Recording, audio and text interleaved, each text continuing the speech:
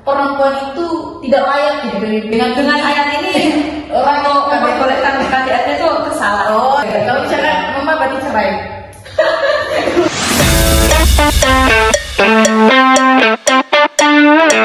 Bismillahirrahmanirrahim. Assalamualaikum warahmatullahi wabarakatuh. Waalaikumsalam warahmatullahi wabarakatuh. Kembali lagi di podcast Ngobrol Gen Z ya, dengan saya sendiri hostnya Siti Rahmatila.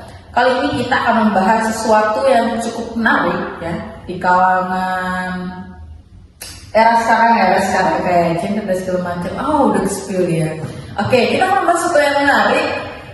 Sebenarnya bagaimana sih makna surah An-Nisa ayat 34 yang disalahpahami sebagai ayat gender?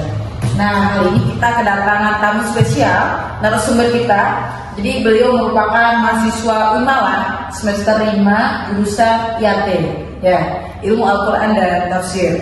Jadi beliau bernama Hasna Aziza Azhara. Oke, ini dipanggil apa? Hasna. Oke, bukan Mbak Zahra ya? Hasna aja. Oke, Mbak Hasna. Oke, siap. Oke, Mbak Hasna, sebelum kita melangkah jauh membahas tentang makna surah An-Nisa ayat 34 tadi, seperti yang tadi dijelaskan. Sebenarnya makna gender ini seperti apa? Biar saya khususnya paham dan audiens juga paham gitu.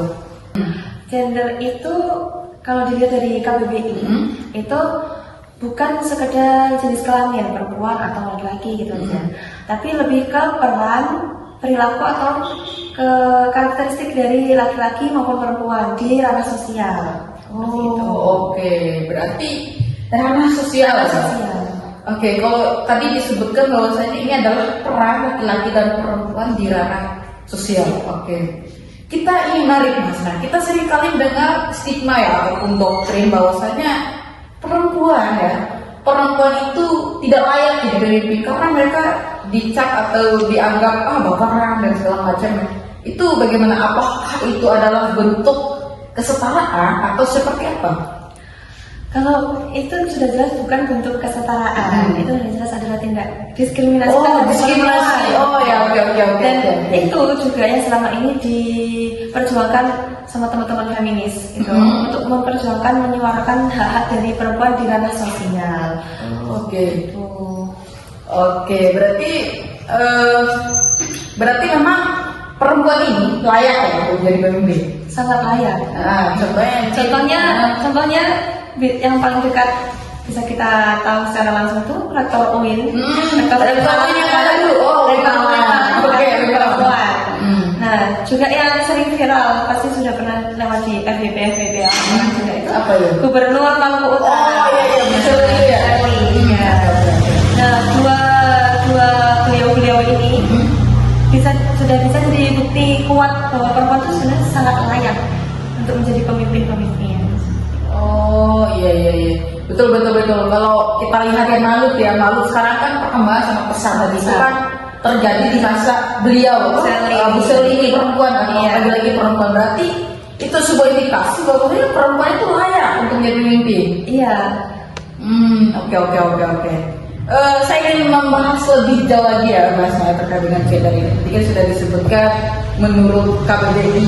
Oke, kalau misalkan menurut ahli itu gimana nih berani? Sebenarnya para ahli juga sejalan dengan makna KBBI bahwa gender itu peran atau perilaku dan karakteristik dari perempuan maupun laki-laki di ranah sosial. Itu. Dan ini juga bentuk konstruksi sosial di masyarakat. Oke, konstruksi sosial menarik. Saya juga perlu sebagai ini kan merupakan ilmu baru juga bagi saya ya terkait dengan konstruksi sosial ini ya. Sebenarnya makna dari konstruksi sosial itu seperti apa? Konstruksi sosial itu nilai-nilai yang dibangun dari hubungan dalam masyarakat. Berarti nilai-nilai yang dibangun dalam hubungan masyarakat, dan itu juga dipengaruhi oleh budaya dari daerah masing-masing. Berarti konstruksi sosial misalkan Bima dan Jawa itu berbeda gitu. Beda. Karena Jawa dan Bima punya budayanya masing-masing. Oke. Betul, ini tahu Bima itu di mana? Bima. Tahu lah. Oke. sebagai bentuk informasi ya, saya mendeklarasikan dulu karena banyak yang nggak tahu ternyata Bima itu NTT, Lombok, Ambon, Maluku segala macam. Bima itu di NTB ya teman-teman. Oke, gitu ya. Siap. Oke, lanjut ke hal yang lebih inti lagi ya. Tadi kita sebenarnya sudah inti, tapi ini lebih inti lagi ya. Merujuk ke topik utama kita ya, bahwasanya makna surah An-Nisa yang disalahpahami sebagai ayat gender ya. Sebenarnya apa yang disalahpahami dalam ayat itu sebagai ayat gender itu? Sebagai ayat ayat An-Nisa ayat 34 ini kan berbunyi ar-rijalu qawwamuna 'alan nisa. Oke. Kata qawamun ini yang sering disalahpahami sama orang gitu. Dan disalahpahaminya itu kan makna qawwam itu ar-rijalu qawwamuna 'alan nisa, bahwa laki-laki itu di atas, lebih kuat, lebih gitu dari perempuan. Nah, di sini orang-orang tuh sering menyalahpahami ayat ini di ranah sosial, bahwa perempuan itu di bawah laki-laki, nggak bisa jadi pemimpin, gitu kan. Nah, sebenarnya ayat ini tuh membahas tentang ranah rumah tangga, bahwa laki-laki atau suami itu menjadi penanggung jawab seorang perempuan atau istrinya, seperti itu. Ya, berarti yang coba dihilangkan atau dinafikan daripada makna surat ini adalah bahwa surat ini itu surah Sama aja. sama aja. Surah ini itu berarti ini adalah ayat yang memang mengatur rumah tangga, ya? Iya. Bukan mengatur ranah-ranah sosial itu tadi. Iya. Nah, itu juga yang sering dinafikan sama orang-orang, bahwa ayat ini itu sebenarnya membahas tentang mengatur tentang rumah tangga, bukan ranah-ranah sosial. Seperti hak perempuan di ranah sosial itu juga sebenarnya setara dengan laki-laki. Oke, ranah sosial ya. Ranah sosial. Kalau di ranah rumah tangga kan memang sudah seharusnya laki-laki itu sebagai penanggung jawab, sebagai memberi nafkah, seperti itu. Oke, seperti itu. Berarti untuk mentaukid ya atau menguatkan sebenarnya asbabun nuzulnya ayat ini itu seperti apa? Asbabun nuzul dari ayat ini itu diriwayatkan dari Ibnu Abi Hatim. Dia meriwayatkan bahwa pada suatu hari itu ada seorang perempuan datang pada Rasulullah, dan perempuan ini berkata bahwa telah ditampar oleh suaminya. Lalu Rasulullah itu menjawab, balaslah sebagai kisos untuk suamimu. Gitu. Lalu turunlah ayat ini, ar-rijalu qawwamuna 'alan nisa, laki-laki itu pelindung bagi perempuan. Nah, yang dinamakan pelindung itu kan nggak mungkin menyakiti. Gitu. Tapi kan di diksi ayat itu kan kalau nggak salah ada kata wadribuhum,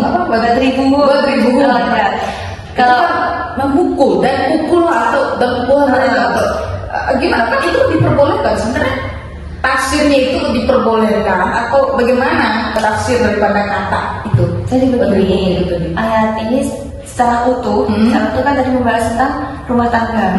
Di akhir ayat itu ada jika dikatakan seorang istri itu nusyuz, maka seorang suami itu ada langkah-langkah untuk mendidik, untuk menyadarkan istrinya tadi. Yang pertama itu diawali dengan menasihati. Nah, jika dinasihati berkali-kali masih tetap aja, itu langkah selanjutnya itu dari ayat ini itu pisah ranjang. Nah, tujuan dari pisah ranjang itu untuk menyadarkan istrinya bahwa kelakuannya atau nusyuznya tadi itu sudah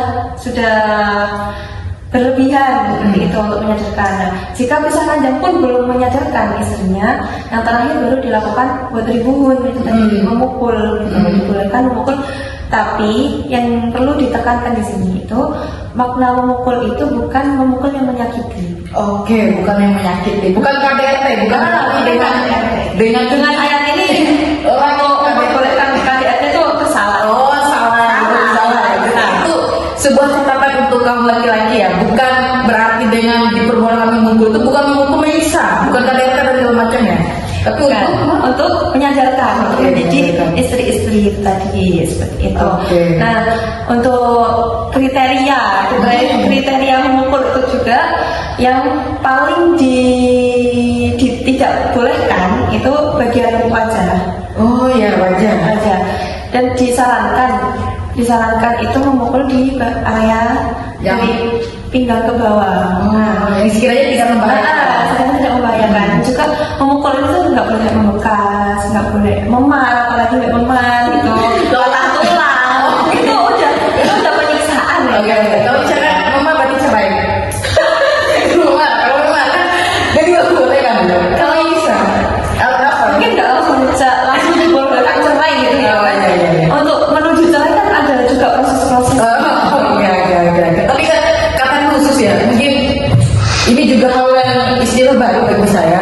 Itu nusus itu sebenarnya apa? Ketika nusus maka diperbolehkan untuk mengingatkan terus kita hanjak, selama sadar memukul. Itu nusus itu apa? Nusus itu kalau diartikan dalam bahasa Indonesia itu ketika seorang istri tidak patuh pada suaminya. Ketika dia tidak taat kepada suaminya ya. Karena memang sebagai istri kan memang harus taat, patuh dan memenuhi hak suami. Oh ya, ketika hal itu tidak dipenuhi maka diperbolehkan untuk melakukan langkah-langkah tadi itu. Oke, siap.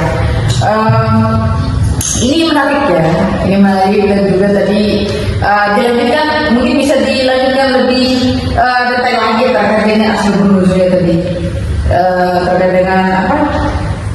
Laki-laki sebagai pelindung dan turunlah ayat ini. Definisi pelindung di sini tuh pelindung yang seperti apa? Bagaimana sih bentuk laki-laki itu melindungi perempuan? Bentuk laki-laki melindungi. Kalau yang dipahami sebagai pelindung itu, pelindung dari ayat ini itu laki-laki dan perempuan di ranah rumah tangga ya. Itu kan sebagai pelindung juga penanggung jawab atas segala hal dari istrinya tadi. Jadi namanya pelindung kan tidak mungkin menyakiti atau merusak hal yang dilindungi itu tadi. Jadi seperti itu ya. Berarti dapat kita pahami bersama bahwasanya ayat ini itu bukan ayat yang membahas gender, bukan ayat yang mengatur laki-laki dan perempuan dalam ranah sosial, tetapi ayat yang mengatur laki-laki dan perempuan dalam ranah rumah tangga.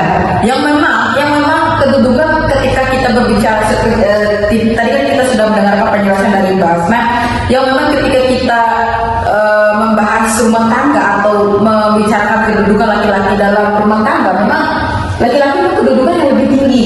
Dan kedudukan laki-laki juga dikatakan sebagai pelindung, bertanggung jawab, menafkahi, mendidik dan segala macamnya. Seperti ini bisa disimpulkan ya bahwasanya bentuk kesalahpahaman dari ayat ini adalah dia mencoba untuk menafikan atau menghilangkan mana utuhnya ya, yang memang ini membentukkan rumah tangga.